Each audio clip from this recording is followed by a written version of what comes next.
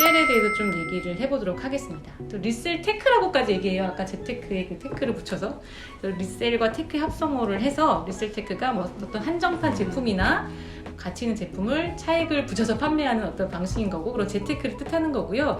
이게 사실은 MZ세대의 어떤 소비 성향과 서로 잘 맞아서 이제 이런 생태계가 더 확장되고 있다, 뭐 이런 얘기를 해보려고 합니다. 실제로 물량 뭐 부족으로 인해서 뭐 샤넬이나 아까 말씀드렸던 뭐 롤렉스 시계랄지 이런 것들은 사실은 한정판 마케팅을 하기도 하고, 또 희소성으로 인해서 더 판매가 그러니까 사기가 더 어렵게 되는데요. 실제로 오픈런 뭐 이런 얘기들 잠깐씩 또 했었는데, 오픈런 실제 경험은? 저는 없고, 제가 뭐 결혼하고 뭐 이럴 때만 해도 그 정도는 아니었기 때문에. 근데 주변에 경험담들은 많이 있죠. 특히 롤렉스 시계, 롤렉스 매장에는 직원과 공기밖에 없다는. 네, 맞아요. 그 유명한 또 명언이 있죠. 정말 제 지인 중에는 결혼을 앞두고 한 3개월 전부터 롤렉스 매장 매일, 거의 진짜 매일 갔는데, 정말 매일 가니까 우연히 하루 있더랍니까? 그 직원이 넌지시 오늘 들어왔는데 사시겠냐. 그것도 얼굴 도장을 찍는 덕이네요. 그래가지고 살 수 있었다. 근데 이제 본인이 원하는 모델은 아니었는데 뭐 어쨌든 살 수 있었다. 그러니까 그것도 되게 웃긴 게, 워낙 물건이 없으니까 아무거나 나오는 걸 사게 됩니다. 일단 사는 거예요. 그러니까 홈쇼핑이랑 비슷한 거죠. 몇 개 안 남았습니다. 뭐 이러면 이제 사야 될 것 같잖아요. 맞아요. 비슷한 건데, 이제 그 친구도 이제 그래서 샀는데, 뭐 이제 그런 현상들이 이제 뭐 비일비재하게 일어나고 있고, 뭐 특히 뭐 가격 올리기 직전 뭐 가격 올린다 이러면 그 며칠 전부터 그때 이제 난리가 난다고 하죠. 뭐. 주변에서 사실 흔하게 일어나는 현상이다라는 말씀하셨고, 어떠세요? 기열 기자님도 뭐 실제로 경험이 있으셨는지? 저도 오픈런에 직접 참여해보진 않았는데요. 저희 집 앞에 백화점이 있어요. 그래서 늘 그 모습을 종종 관찰하시는구나. 관찰하고 이제 출근하면서 이제 지켜보고 하는 때가 있는데, 약간 다양한 생각이 교차합니다. 네. 저분들은 출근을 안 하고 매일 저기 뭐 하지? 대신 줄 서주는 분도 뭐 있다고 들었어요. 맞아요. 알바도 네, 있고. 알바도 있고. 네, 부러운 마음도 들고.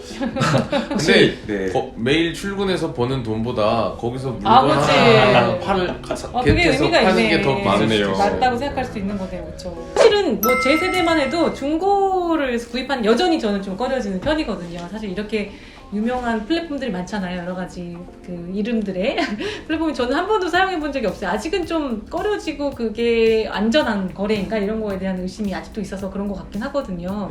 근데 실제로 뭐 지금 뭐 40대 이하, 뭐 20, 30대는 거의 밥 먹듯이 숨을 쉬듯이 중고 명품 거래를 한다. 20대는 뭐 이런 얘기가 나올 정도라고 해요. 실제로 거래 많이 하시나요? 전 안 해요. 저는 제가 산 물건을 팔고 이런 걸 잘 하지 않는데, 이해는 가는 거예요. 이게 왜 하는지. 그리고 주변에 보면 이게 옛날에는 그렇게 생각했거든. 뭔가 고가의 물건을 내다 파는 건 내가 망했구나. 어떤 사인이라고 생각했는데, 그게 아니고 예를 들면 이런 거예요. 롤렉스를 샀어요. 예물시계로. 뭐 서브마리너를 샀어요. 제 이게 예물시계는 제가 오늘 차고 왔어요. 원래 안 차는데 왜 안 차냐면, 이 기스가 나면 나중에 팔 때 가격이 떨어질까봐 제가 고이 모셔두고 있는데, 이 서브마리너를 샀어요. 예를 들어서. 근데 쓰다가 질려. 그러면 뭐 롤렉스도 그 상위 모델들이 있어요. 뭐 데이토나도 있고 뭐 여러 가지가 있는데, 이걸 팔고 돈을 좀 보태서 그걸 사고, 그 다음에 맞아요. 더 상위 브랜드도 있어요. 예를 들면 뭐 예거, 뭐 루클트루, 뭐 그런 것도 있고, 뭐 파테필립 뭐 이런 것도 있고 뭐 있는데, 그걸 사기 위해서 이제 이걸 파는 이런 경우가 오히려 더 많더라고요. 그래서 리세일이 단순히 내가 집이 망해서 하는 건 아니구나라는 이렇게 생각을 좀 하게 됐고요. 20대는 어떠신지?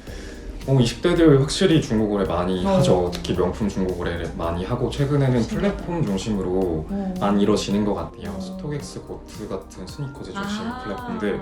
원래 해외 플랫폼이다 보니까 저도 처음엔 이해가 안 됐거든요. 이거를 왜 한 열흘, 20일 기다려서 한국까지 받아봐야 되는 거지 싶었는데, 최근 운동화를 또 구입하면서 직접 써보니까 정말 너무 사고 싶은데 재고가 없어요. 이렇게라도 이제 살 수 있게끔 해줄 수 있는 이 플랫폼이 오히려 좀 고맙기도 하더라고요. 샀네. 책을 하나 샀네. 샀구나. 안 샀다더니 하나 샀네. 샀습니다. 당근 잘하셨습니다. 저희가 이번 그 DBR 케이스 스터디로 또 다뤘던 스토렉슈를 보면 주로 이제 운동화 플랫폼이잖아요. 그래서 저는 개인적으로 운동화 매니아가 아니라서 어떻게 이렇게 운동화들이 인기를 끌고 또 이게 리셀했을 때 가격이 엄청나고 또 줄 서서 사더라고요. 실제로 주요 브랜드 매장 보면 왜 이렇게 인기를 끈지 잘 모르겠어요. 그 운동화 사랑, 특히 20대 남성들의 운동화 사랑에 대해서 어떻게 좀 생각을 하시는지, 그다음에 동료 20대 분들의 얘기를 좀 해주시면. 저도 공감이 개인적으로 어려운데 주변에 보면 정말 인기가 많은 건 사실인 것 같더라고요. 이제 온라인 플랫폼, 사이트, 뭐 오프라인 중고매장 다 이제 리셀 시장이 확실히 그 스리퍼즈 중심으로 형성이 되어 있는 것 같은데 일단 생각보다 가격대가 되게 다양한 것 같습니다. 저렴하면 한 10만 원 후반부터 뭐 진입장벽이 낮거든요. 맞습니다. 진입장벽이 낮아요. 그러니까 구입할 때도 진입장벽이 낮고 아무래도 가격이 낮으니까 판매할 때도 또 진입장벽이 좀 낮은 것 같고 확실히 그 문화적 맥락이라는 게 스니커즈에는 같이 있는 것 같아요. 그건 몰랐네요. 네, 뭐 내가 좋아하는 뭐 스타와 함께 협업한 제품, 아니 뭐 스포츠 스타 누가 뭐 신었던 그래서 제품. 콜라보레이션 제품이 많죠. 네. 어렸을 때 그 조던 시리즈 이런 것들이 아. 인기를 끌었던 거 비슷한 것 같고. 저희 아티클을 보면 그 MZ세대가 왜 그렇다면 명품 중고거래 하냐, 뭐 꼭 그 운동화에 국한된 게 아니라 전반적으로 이 고가의 제품들에 대한 중고거래 한 이유에 대해서 이제 물어본 조사 결과가 있는데요. 그게 4가지의 이유가 나오더라고요. 첫 번째는 뭐 트렌디하고 유니크한 제품을 구매할 수 있다. 그 다음에 또 정가로 구매하기는 좀 부담이 되는데 조금 더 저렴하게 살 수 있어서, 또 하나는 다양한 제품과 브랜드가 나와 있어 선택권이 넓어서, 그 다음에 또 마지막으로 또 환경 친화적인 얘기도 꼽았어요. 실제로 그 MZ세대들의 어떤 그 환경에 대한 인식, 특히 G세대로 갈수록 인식이 높다는 얘기를 하잖아요. 실제로 소비에 있어서 그런 점들이 좀 좌우가 되나요? 그게 양심과 관련된 문제이기도 하고. 확실히 좌우가 되는 것 같습니다.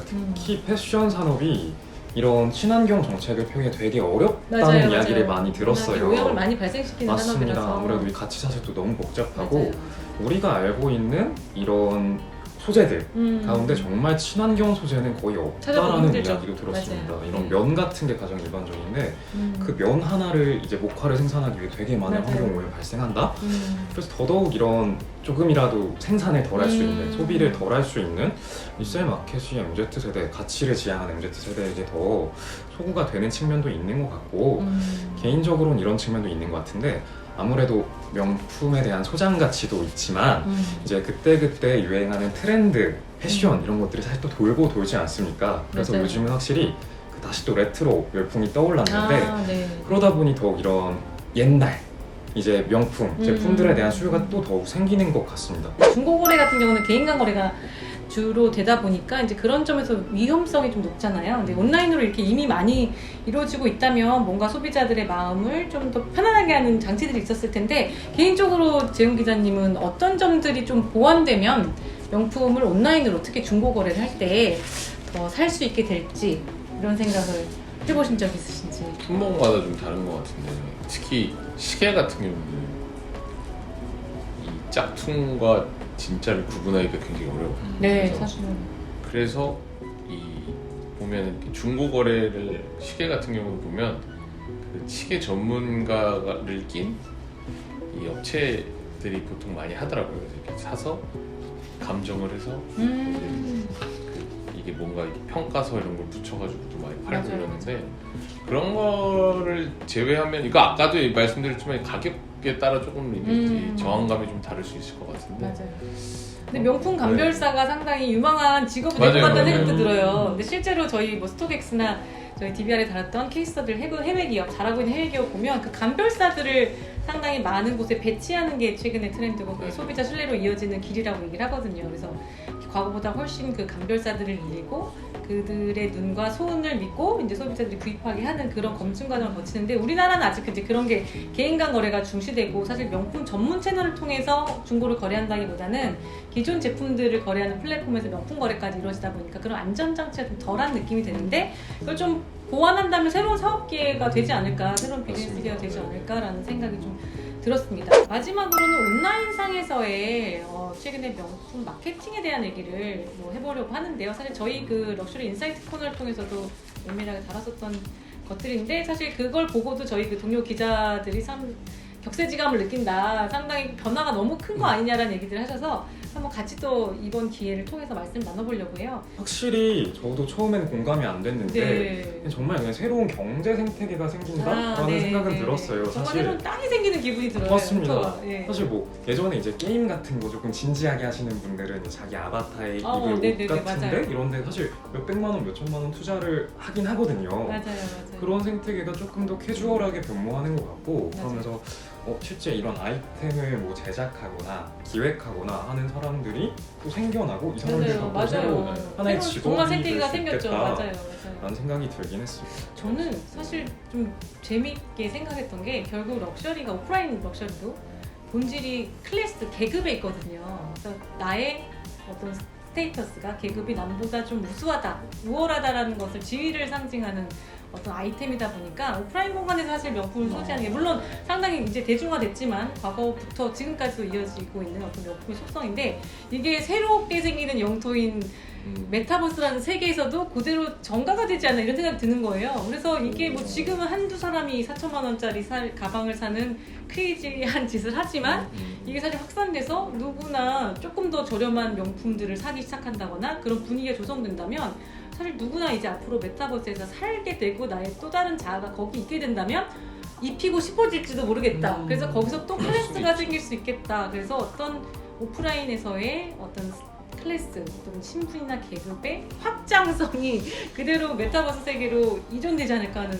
되게 씁쓸한데요. 약간 되게 슬프네요. 예, 우울하지만 또 현실적일 수도 있다는 생각이 들고 사실 그 기업들이 지금 메타버스 세계로 모두 날아들고 있잖아요. 그러다 보면 어쩔 수 없이 조장한 측면도 생길 수 있을 것 같아요. 지금 맞아요. 구찌가 4,500만 원짜리 450만 원짜리 가방을 판매했다는 건 다른 브랜드에 많은 자극을 주고 있거든요. 그렇다면 또 명품 업계도 다시 동요할 것이고 또 거기 영향을 받는 많은 소비자들이 연동해서 영향을 받게 되면 결국 우리는 거기서도 똑같은 계급 사회를 경험하게 되지 않을까. 그래서 사실은 명품 시장의 확대가 메타버스에 주는 교훈과 생각해볼 거리도 사실 여기에 있는 것 같아요. 그냥 경제적인 효과뿐만 아니라 사실은 어떤 사회적인 측면에서도 영향을 미치지 않을까 하는 생각까지 해봤습니다. 자, 오늘 이렇게 다양하게 MZ 세대에 대한 측면, 그 다음에 시장 확대에 대한 측면, 또 중고 시장에서의 변화 이렇게 다양하게 짚어봤는데요. 여러분 뭐 하시고 싶은 말씀 더 있으시면 네, 여러분들 충분히 말씀하셨다고 합니다. 규현 기자님도 앞으로 해피 쇼핑 하시죠. 네. 엄청 주변 사람 사겠습니다. 네, 시청해주셔서 감사합니다. 감사합니다.